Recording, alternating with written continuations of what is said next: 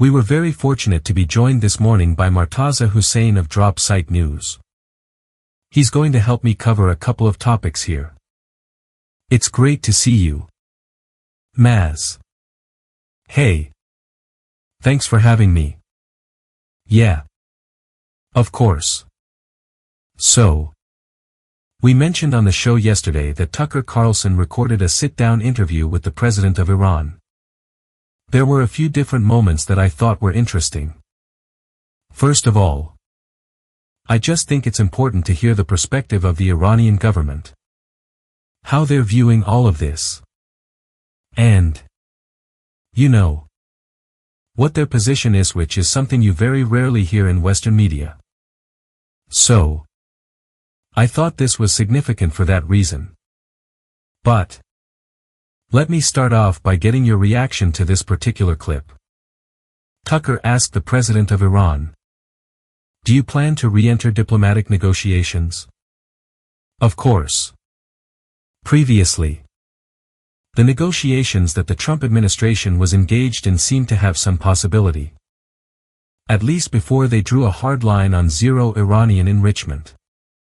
The Trump administration then comes out and admits or claims that they were using those negotiations as a ruse to create an element of surprise for Israeli attacks on Iran. So, that's the backstory and the context. Let's go ahead and take a listen to a little bit of this exchange. Do you have plans to re-enter negotiations with the United States with envoy Steve Witt or anyone else?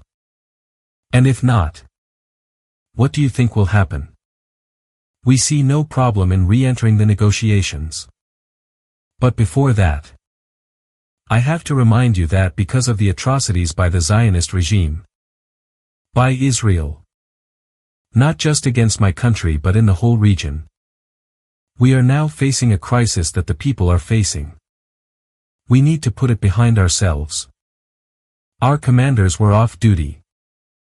They were spending the night at their homes with their families. But they were killed. This is considered a war crime according to international law because they were off duty. As I said, our scientists were also killed and assassinated along with their families, their wives, and their children. They were also killed pregnant women, children.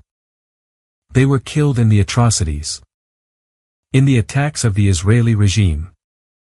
Just because they wanted to kill one single person, they had to demolish and destroy a whole building. And as a result of this, a lot of innocent people were killed. There is a provision for the restarting of the talks. How are we going to trust the United States again? How can we know for sure that in the middle of the talks the Israeli regime will not be given the permission again to attack us? So, he says there, how are we going to trust the United States again? Which I think is a pretty reasonable question. Given not just this most immediate diplomatic ruse, but the fact that previously we had a deal with the Iranians that the first Trump administration backed out of. Yeah. Unfortunately, it's been very difficult for the U.S. to engage in diplomacy with Iran for one primary reason, I would say, which is Benjamin Netanyahu. Martaza commented. For over a decade now, Mr. Netanyahu has been working to insert himself and effectively sabotage any form of meaningful diplomacy between the U.S. and Iran. He sabotaged the Iran nuclear deal that was signed in 2015. And he himself takes credit for doing that later in the Trump administration. And most recently, as the U.S. and Iran seem to be exploring diplomatic talks over the nuclear program under the second Trump administration, Netanyahu intervened. He launched a surprise attack on Iran. There's conflicting reporting about the level of foreknowledge the U.S. had about this attack. But ultimately it was Israel who attacked. It's very difficult to continue negotiations after. As the Iranian president said, There were these killings and very provocative attacks in the Iranian capital and at Iranian nuclear sites, which affected the very subject of the talks. So, I think he has the understandable perception that if the U.S. engages in talks with Iran again, which is very plausible, and the Iranians seem to want to do it, will can guarantee that Netanyahu won't intervene again. He'll attack. Escalate. Maybe he'll kill Iranian political officials. And do whatever it takes to avoid any deal taking place. I think Netanyahu's main issue is actually not Iran's nuclear program. I think he just doesn't want there to be a deal between the U.S. and Iran. He wants Iran and the U.S. to remain enemies. The sanctions to stay on. Because that makes it easier for him to achieve his goal of gradually escalating a direct military confrontation, which ultimately leads to regime change or heavy destruction in Iran, even if it requires the U.S. being at war. Yeah. I think the nuclear program is largely a pretext. Not to say they don't care about it at all. But mostly what Netanyahu's interest is in is Iran being a weakened or even failed state. Because he doesn't want any sort of regional rival power to check his significant regional ambitions. There was another section I wanted to get your reaction to that I thought was really interesting. As the whole debate was unfolding about whether or not we should get involved in a hot war with Iran and what the threat to U.S. interests was. People in favor of going all in for some regime change operation would routinely talk about these "death to America" chants. They would say, "How can you allow this regime to persist when they want all Americans to be killed?" So, Tucker actually asked him about those chants, which led to an interesting exchange. Let's take a listen. Americans are afraid of Iran and they believe that Iran would like to strike the United States with a nuclear weapon. They see video of Iranians saying "death to America," describing our country as the Great Satan. What is your opinion of that? Should we be afraid of Iran? I believe that this is a very wrong impression that anybody might have of Iran or the Iranians. I would like to remind you that Iran has never invaded another country in the last 200 years.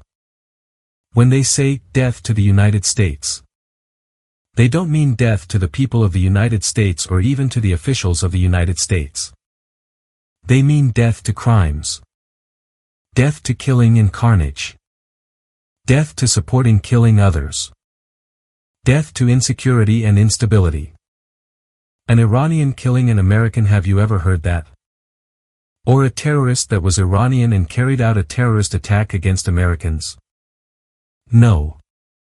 It was your president who confessed that the Americans created ISIS in our region. And they were responsible for this wrong image that is portrayed of religion or the Muslims in the world. This is not death to the American people or to the officials. It's death to crimes and atrocities. To bullying. To the use of force. And to anybody who would like to become an accomplice in the crimes perpetrated by others. Maz. What did you make of that response? Yeah. Well. I mean. To be clear. It's not a great slogan. To be honest. Martaza replied. It kind of lends itself to negative interpretations just on its face. That said, I think it's also important to be aware that in Iran, in the past, this slogan of "death to X" has been used for many different purposes. In Mahmoud Ahmadinejad's political campaign some years ago, he was talking about the price of potatoes. And the slogan became "death to potatoes" because the price was so high. So, you know, there could be some cultural misinterpretation. But still, the Iranian government since 1979 has defined itself as opposed to America's presence in the Middle East. Its wars, And sanctions not just directed at them but at others as well. So they have defined themselves in opposition to that ideologically. It makes it more difficult than it would be otherwise to engage in diplomacy with the U.S. Because you have, at least at the rhetorical and symbolic level, this oppositional definition. People have actually asked Iranian leaders about this slogan before, including the Supreme Leader Ali Khamenei. Even Iranians have asked this. And it's been discussed on Iranian television quite a bit. They kind of give the same answer every time. Almost like, of course. We don't mean hostility to Americans or to America as a country per se. We're talking about certain bad people in America or certain things the U.S. is doing in our region which we don't like. People can take that explanation on its face. I still would say that it's probably not an advisable slogan to use. But that's what they mean. I think it's reasonable in the sense that there's no U.S. security official who thinks that Iran is trying to destroy America or use nuclear weapons against America. That's not a serious contention that anyone who follows the subject thinks. But there is this historical and rhetorical tension between the two countries which makes it difficult to overcome people like Netanyahu who would like to engineer a direct military confrontation. You know. There was another point. And I didn't pull this particular clip. But Tucker was asking the president about their nuclear program and whether they were developing a nuclear weapon. He indicated that this was all just an invention of Netanyahu and the Israelis. He specifically pinned it on Netanyahu and said, "Listen. There's actually a religious prohibition against developing nuclear weapons. We have no interest in it." What did you make of that particular comment and that framing?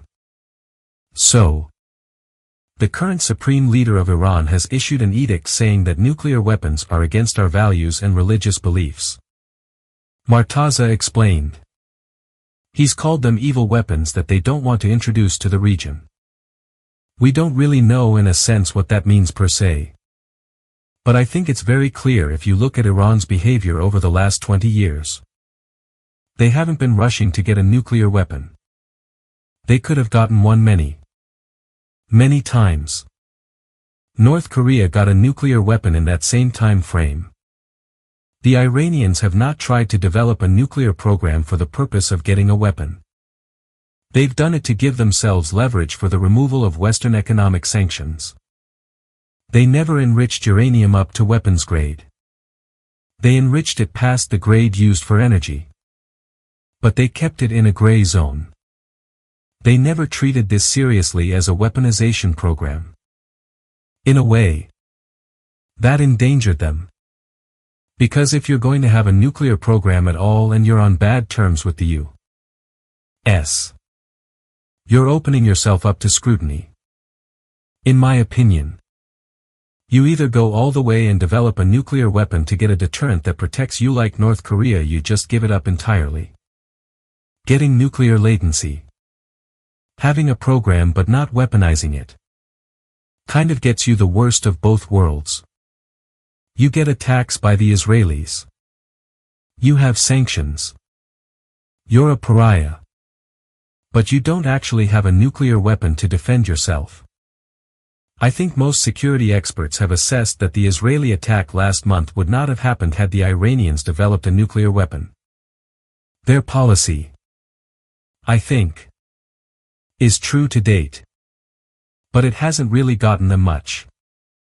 It has gotten them in a very bad situation. On the other hand, I'm sure they're looking at, for example, Libya and saying, well, when you give up even the latent threat of potentially developing a nuclear weapon, that's what ends up happening to you. So, getting rid of it altogether, even if it gets rid of this particular pretext for being bombed, doesn't mean that Israel and the United States are going to ultimately leave you alone. Exactly. Martaza agreed. Capitulating and doing what the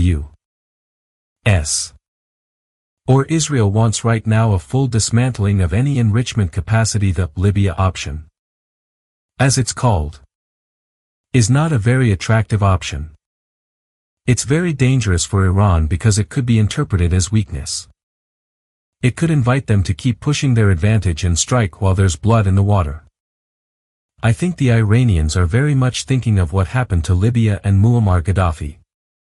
Ultimately, nuclearizing is also not a very attractive option. It's very dangerous. It's very expensive. And you open yourself up to a whole different range of problems. The Iranians have two very onerous options. There's not really a good option on the table right now. There was the possibility of a mutually beneficial agreement where they had limited enrichment under international monitoring. The U.S. under the Trump administration initially suggested they were okay with that. But again, there was this Israeli veto, a Netanyahu veto, which said that no enrichment can happen. People in the U.S. aligned with the neoconservative camp successfully inserted that condition, closing off the ability for any deal to happen. So now there are two options: the Libya option, which could lead to more war, or nuclearization, which could invite a preemptive attack by Israel or the U.S. And if they do it successfully, they have to modernize and expand their nuclear program. You're starting a marathon. You're not ending it. It's very risky and costly. I think it's very unfortunate that diplomacy was killed in 2015 by Netanyahu and then again more recently. Because that would have been better for all sides. It would have avoided a U.S. war with Iran and all the casualties that have taken place. Now, I think we're entering a much more dangerous and fraught phase of this conflict.